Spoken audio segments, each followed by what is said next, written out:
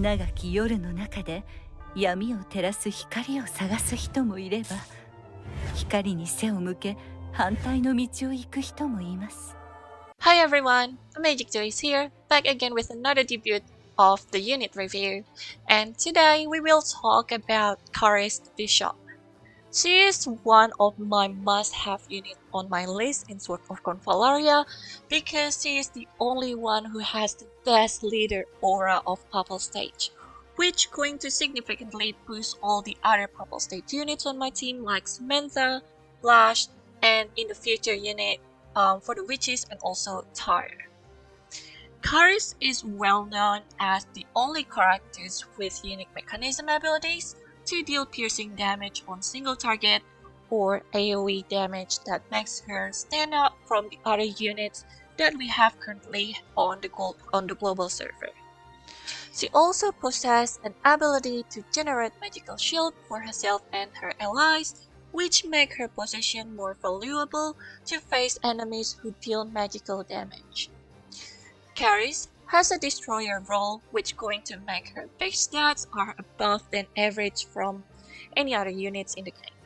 And also, she is associated with Papal State's Awe and also Aggression, which same as Samantha, and she will have a lot benefits when she got paired with Nono Will, Cole, and also Samantha of course, and also Beryl. Her trait, Light Oracles, allows her to stacks of Revelation that can be stacked 5 times per round whenever allies using non-instant skill around her.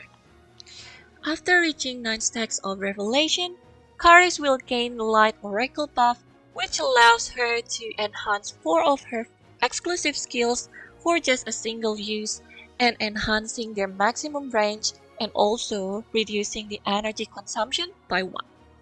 This buff will be removed after Caris uses any skills and cannot be immune or dispelled.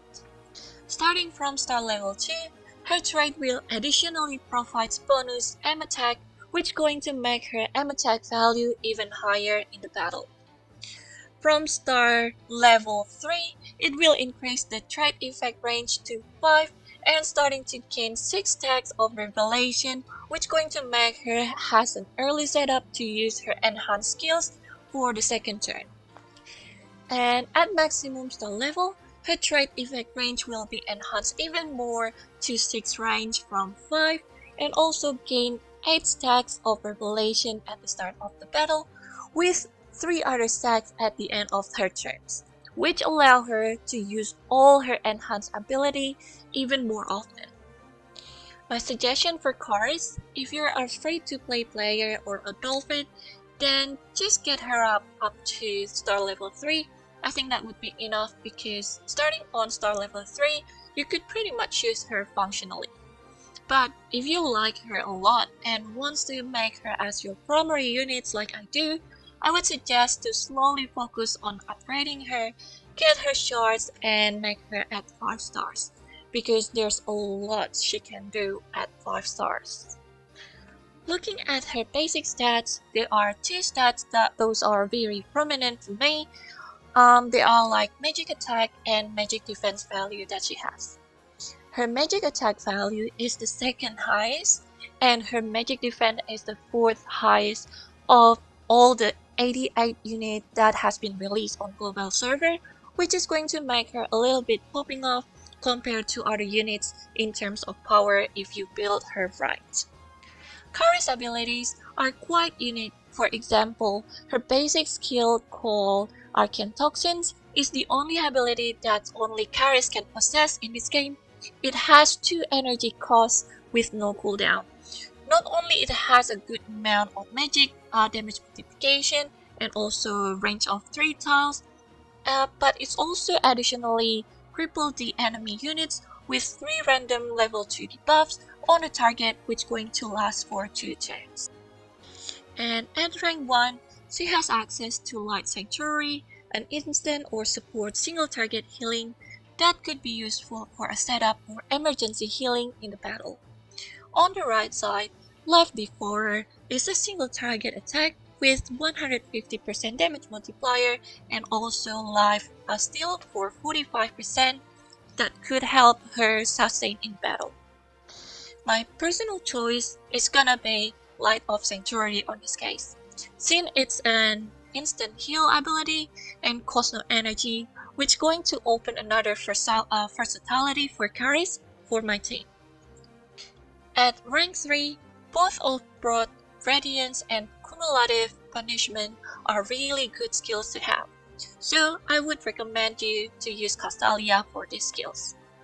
Broad Radiance will give magical shield to all allies that's scaling with Caris attack value, and when possessing this shield, the affected units will gain bound immunity that makes them immune to stun, sleep, and freeze, and this shield couldn't be immune or dispelled.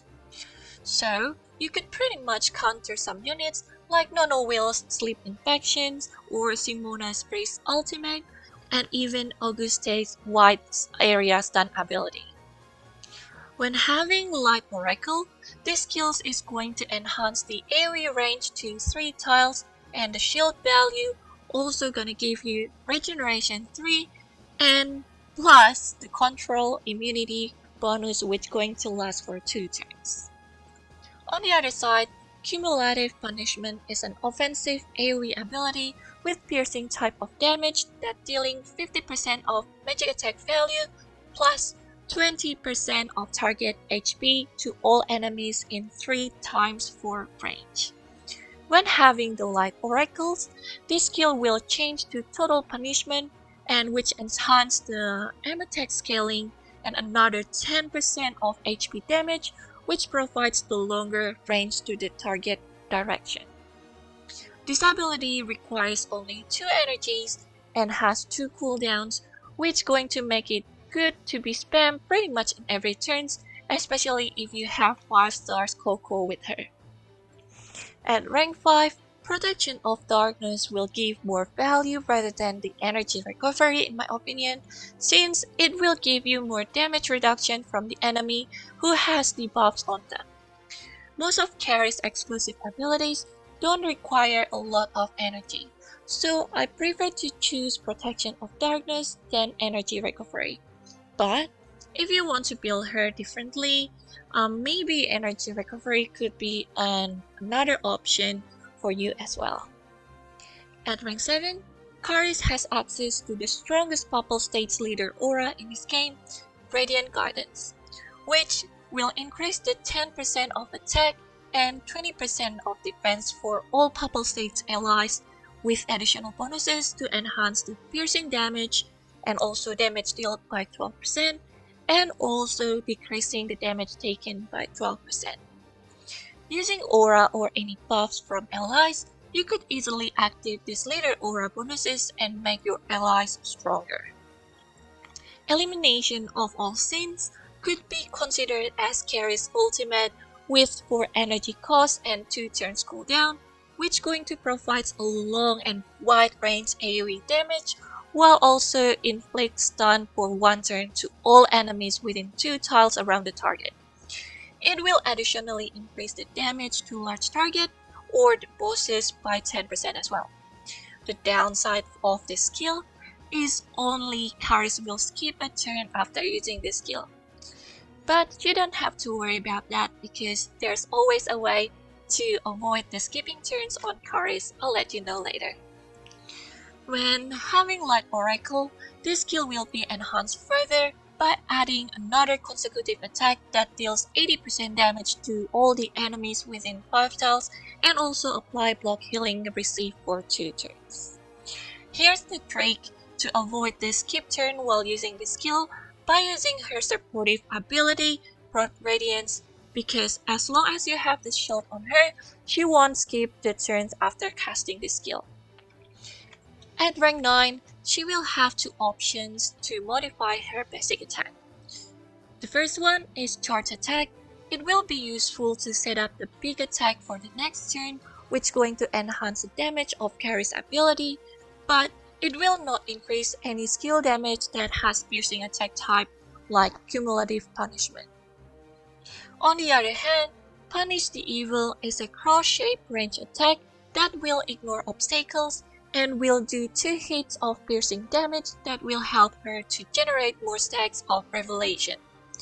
With Light Oracle buff, this skill will enhance the damage and also will add 2 more stacks of Revelation, which is going to be useful to preparation for the big attack on the next turn. And at rank 11, Caris will have an option for the Protected. It's another passive skill that will enhance her attack and defense if she has at least 3 buffs and not affected by any debuffs. This passive will synergize really well with her trait because Revelation and Light Oracle will be counted as buff. And if you have the Leader Aura ability on her, it will automatically trigger this ability and grants the bonus from it. On the other side, Crystal Implosion is another important ability that Caris possesses. It's a really big AoE ability that will reduce enemies' magic defense by 60% for 2 turns with only 1 energy consumption. This ability is a really good setup for some big AoE magic attack such as Boom from Barrel, since Caris will naturally move before Barrel without any speed change, and just like a combat leads to Rune ability. The only downside of this ability is just the long cooldown because it has about 4 turns cooldown on the skill. And as for her build, I've been thinking of some possible build that we could run on her, and I'll try to explain it as best as I could. First, let's talk about recommended gears and engraving for her. For the weapon, I would recommend to use Diffusing Prism as it gives Caris more magic attack value and also magic and piercing damage bonus when she casts an AoE ability. The other recommendation would be Starry Sky Heritage. It will not only make her survive ability higher, but also going to boost her magic attack value, which is going to be crucial on scaling for all her piercing attack. And the last one might be the Resonant Probe. It's a good weapon if you want to use her AoE ability such as Elimination of All Sins and Crystal Implosion for the bonus AoE damage and also chance to apply the life loss. But just remember it won't increase the damage of the piercing damage ability. And as for trinket, I would say the best trinket on her would be Roaring Flint. It's not because it will give AoE damage ability, it's also because if you equip her Leader Aura, it will increase the piercing damage of the Roaring Flint ability as well. With the combination of the Diffusing Prism, it will deal even more damage. The second trinket recommendation would be Origin Hourglass because of the aim attack bonus that it gives with additional speed and move down the buff immunity, which is going to make her always consistent on doing setup for any other units. If you don't have both of the trinket that I mentioned above, don't be worried because I think Disaster Bottles will do well on her as well, since you might want to debuff your enemies to reduce the damage taken from them using the Protection of Darkness reaction ability on her. Now let's talk about the Terror Whisperer on her. The option on the Terror Whisperer might vary depends on the situation, but I would say the Magician would be her default terror other than any terrors.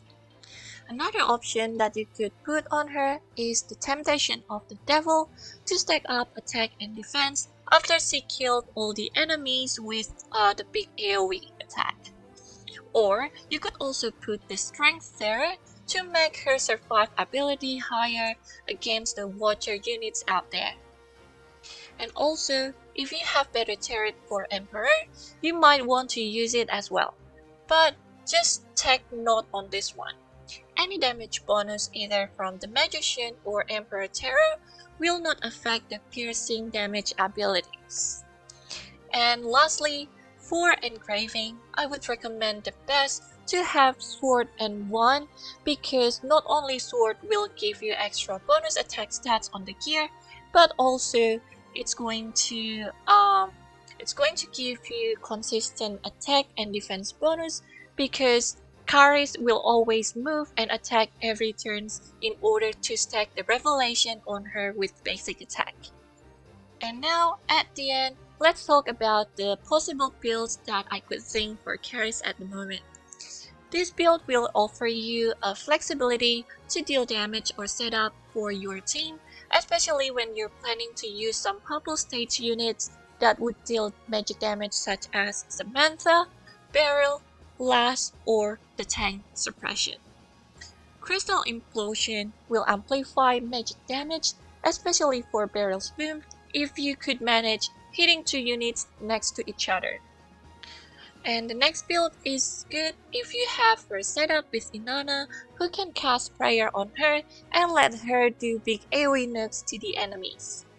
By using the Broad Radiance to set up before releasing the Elimination of All Sins, you will not have to skip a turn, and you could also deal another AoE damage using the Crystal Implosion after. All these abilities on this build will work really well with the Resentment Room and Original Hourglass and also the Magician Tarot. So that's why I suggest you to equip all these 3 on this build if you want to do this build. And this is the last build that will offer you a versatility between offensive and defensive plays in the battle, more like an all-rounder build that you could use on PvE and also PvP. I still think that Arcane Toxins is a really great ability to have on her, especially if you run into the boss battle. And I think that's it for this video of Caris unit review. I hope this video will cover all the information that you need to know about Caris and maybe helping you out a little bit to decide whether you need to put Caris or not on your team.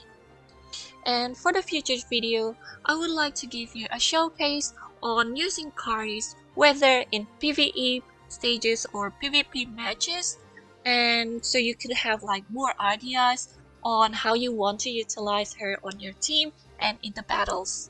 But for now, I think that's it. I hope you have a good day and see you on my next video. Bye now. 安寧を取り戻す時です。